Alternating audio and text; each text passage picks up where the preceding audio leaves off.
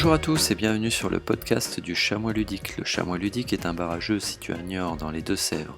Si vous ne connaissez pas Niort, ce qui est fort probable, nous sommes dans le même département que le Flip, à 50 minutes de La Rochelle, à 50 minutes de Poitiers, à 1h30 de Nantes et à 2 heures de Bordeaux.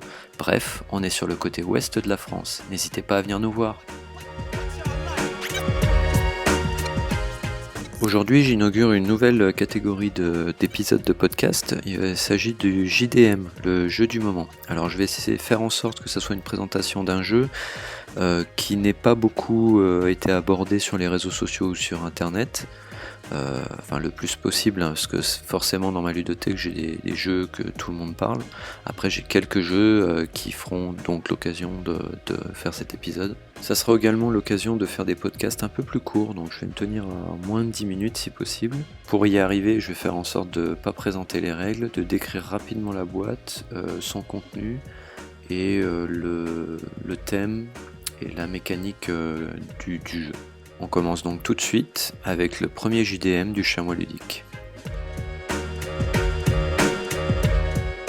Dicycle Race. Vous noterez mon magnifique accent. Donc c'est un jeu, comme son nom peut l'indiquer pour les anglophones, basé sur des dés. Donc c'est une mécanique de jeu de dés, on est sur le Yahtzee, le Yams. Il va falloir réussir des contrats en jetant des dés. Je vais pas, comme je l'ai dit, je vais pas décrire les règles en entier. Ce qu'il faut savoir, c'est un jeu de Pascal Hugoni, illustré par Pauline Détraz et édité chez Banana Smile. Ça se présente dans une toute petite boîte. On est sur la taille pour les plus anciens, d'un album CD. Alors pas en épaisseur, hein, en superficie. Après, en épaisseur, on va être sur des volumes un peu plus hauts, puisqu'en fait il faut qu'ils contiennent à l'intérieur, on va retrouver 18 dés de couleur, donc 6 de chaque, 6 pions vélo, parce que ça va être basé sur le thème sur la course cycliste, avec un jeu de 44 cartes différentes, enfin il y a des impressions différentes, des cartes qui vont représenter les joueurs, des cartes d'arrivée et de fin, et après des cartes d'étape cycliste avec différents degrés de difficulté, donc il y a 3 niveaux. Vous allez pouvoir en fait disposer différentes cartes sur la table pour faire le parcours cycliste. Chaque carte a un contrat à réaliser avec la mise en place de lancers de dés. Donc chaque joueur va jouer chacun son tour pour essayer de franchir les différentes étapes pour arriver à la ligne d'arrivée. À l'intérieur de ces défis, un peu comme les autres, comme le Yahtzee, il y a une espèce de stop encore qui se met en place.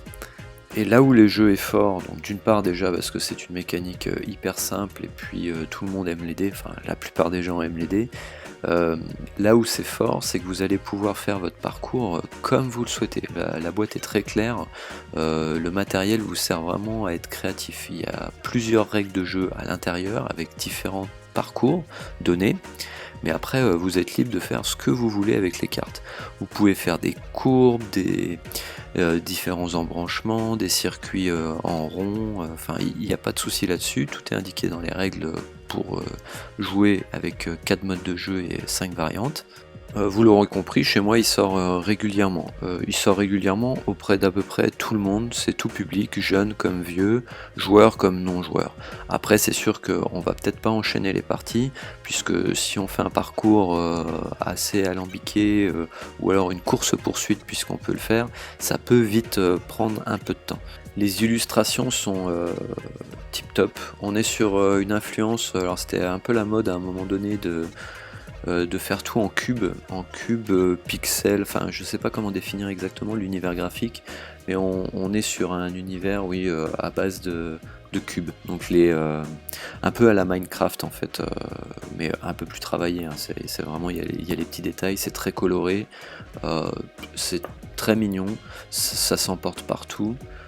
Pour moi c'est un très bon jeu de dés, ça m'a remis le goût de jouer au Yahtzee. Enfin voilà, tout simplement. J'ai oublié de préciser les détails concernant les prérequis, entre guillemets, hein.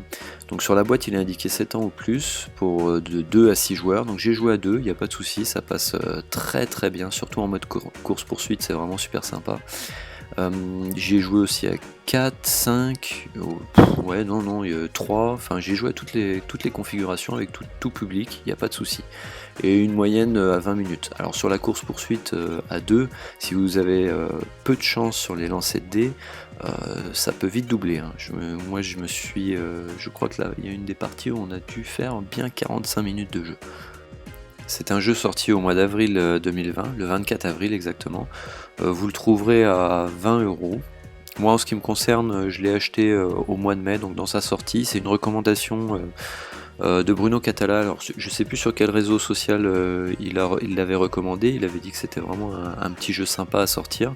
Bon après voilà, il est passionné du monde cycliste, donc forcément il a dû accrocher au thème, mais aussi mécaniquement c'est super bien foutu et c'est très malléable. En fait on peut vraiment faire ce qu'on veut au niveau du parcours.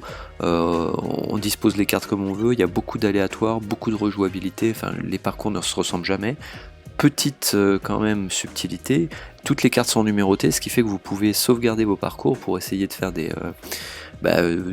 revanches sur les mêmes étapes. Enfin voilà, c'est très bien pensé, le contenu est très bien pensé. En ce qui me concerne actuellement, j'en ai fait 14 parties, donc depuis mai.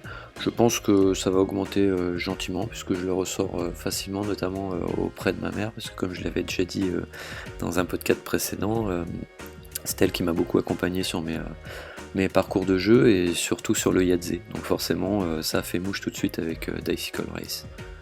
Donc si vous ne l'avez pas encore, je vous invite à aller le voir en boutique, au moins regarder la tête qu'il a. Essayez de trouver des vidéos, on peut en trouver facilement. Je crois que Trick Track en avait fait une, en plus une expli partie. Et puis après on le trouve aussi en vidéo règle, vidéo de présentation. Mais bizarrement sur Instagram, Twitter, je l'ai pas vu beaucoup passer. Voilà, c'est terminé pour ce premier épisode de JDM. Vous pouvez me suggérer des jeux en présentation, si je les ai dans mes ludothèques, ça sera avec grand plaisir que je les aborde sous ce format-là. Je suis en dessous des 10 minutes, je suis très content. Je vous souhaite à tous une très bonne journée et à la prochaine. Le Chamois Ludique est présent sur internet avec son site officiel, lechamoisludique.fun avec un K, et sur les réseaux sociaux, Twitter, Instagram et Facebook avec Chamois Ludique avec un K également. Abonnez-vous!